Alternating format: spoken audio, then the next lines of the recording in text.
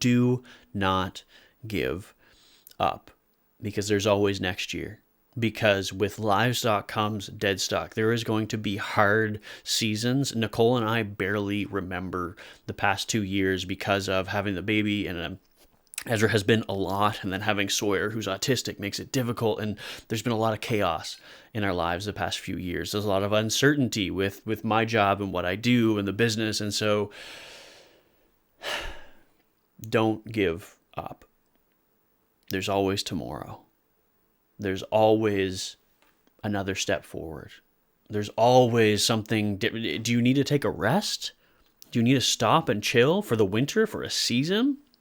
Do you need to stop for a year and reassess where you're at financially, where you're at mentally, to be able to move forward? Are you moving? What are your plans? Where do you want to be? Nicole says that the number of times, both this year and last, that she'd be out in the garden trying to weed or try to pick things, that she'd be crying and weeping, is just too many. She couldn't handle the stress at times. It was too much work. But now, I mean, even still, it's a lot of work. With Ezra, mostly. Toddlers are a lot. But to go in our basement and see all of the canned goods we have and the stuff we have in the freezer, and like, we barely go to the grocery store because of how much we were able to can, preserve, and freeze.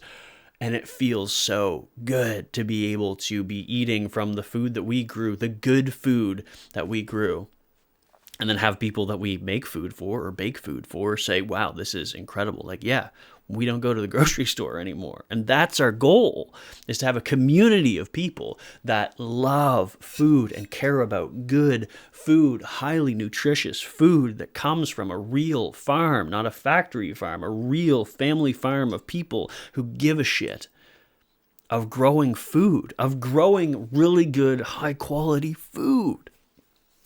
And whether that's certified organic or whether that is just growing food that tastes good with natural fertilizers rather than synthetic fertilizers, without pesticides, without chemicals and crap. And that's become kind of a buzzword in the community, but it's true that food today is largely just garbage.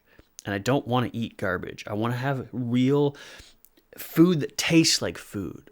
Bacon that tastes like bacon, broccoli that tastes like broccoli, because food doesn't taste like food anymore. Food from the grocery store has no taste. It's tasteless. It's cardboard, because it's raised and grown to be shipped, to last long, to look pretty. I don't want that food.